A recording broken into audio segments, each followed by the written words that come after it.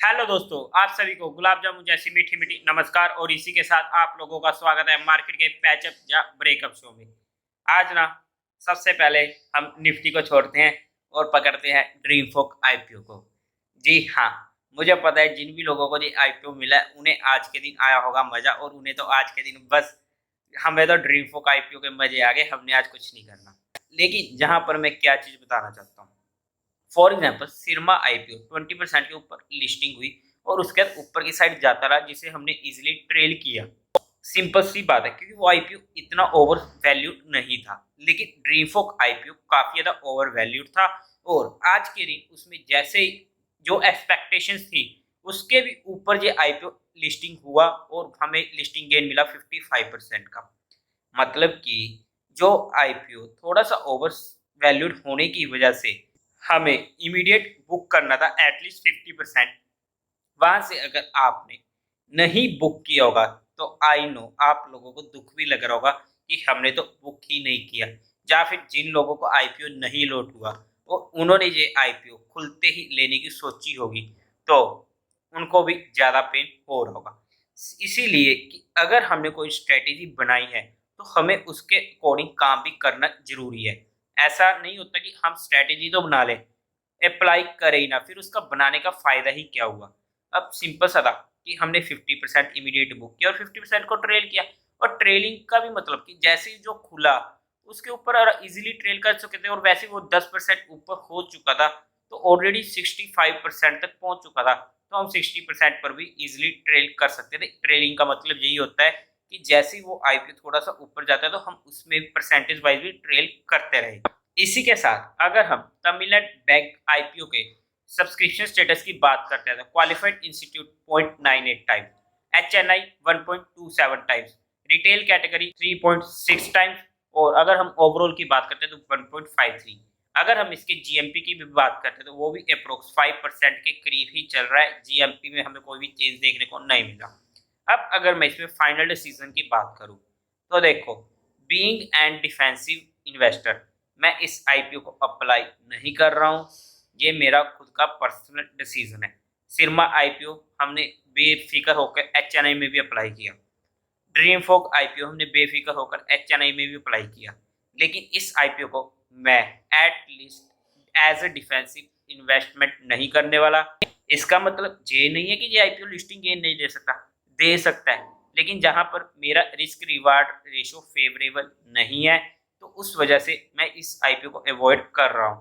Obviously अगर हमने being and defensive इसे इग्नोर कर ही दिया तो एचएनआई कैटेगरी में तो इसे अप्लाई करने का सवाल पैदा ही नहीं होता।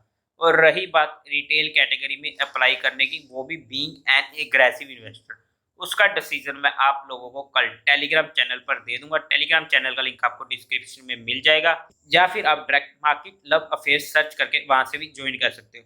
अगर मैं इसे रिटेल कैटेगरी में अप्लाई करना भी चाहता हुआ being an aggressive investor after watching the institution funding, फिर भी वहां पर भी मैं एक या दो लोट ही ज्यादा से ज्यादा अप्लाई करने की सोचूंगा। दो लोट का मतलब है कि एक आईडी से एक लोट, एक अपनी फैमिली की आईडी से, क्योंकि इस आईपीओ में मैं ज्यादा रिस्क फिर भी नहीं लेना चाहूंगा।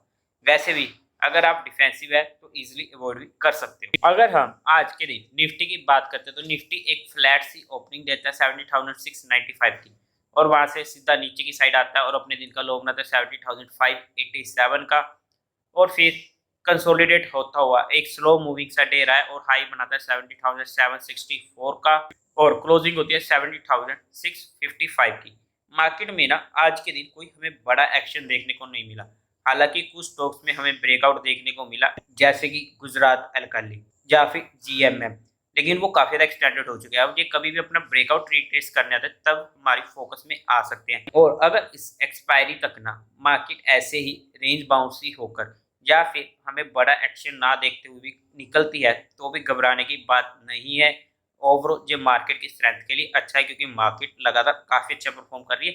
अगर बीच में ऐसे थोड़े बहुत दिन निकलेंगे भी, जो कि निकलेंगे भी, ऐसा कभी नहीं होगा कि हर दिन आपको मार्केट अच्छा खासा मजा दिलाएगी। और वैसे भी आज के दिन तो ड्रीम फोक ने मजे दिला तो दिए। और उसके बाद अगर हम आज के दिन एफ आई और डी आई ए की बात करते हैं तो एफ आई ने आज 1100 करोड़ की बाइंग करी है, और वहीं पर डी आई ए ने 600 करोड़ की बाइंग करी। नेट में बाइंग का फिगर बड़ा है, जो हमारे लिए पॉजिटिव हो जाता है। अगर हम स्टॉक इन फोकस में बात करते हैं तो एक स्टॉक हमारे लिए नजर में रह सकता है, नाम है उसका सुप्रीम इंडस्ट्रीज।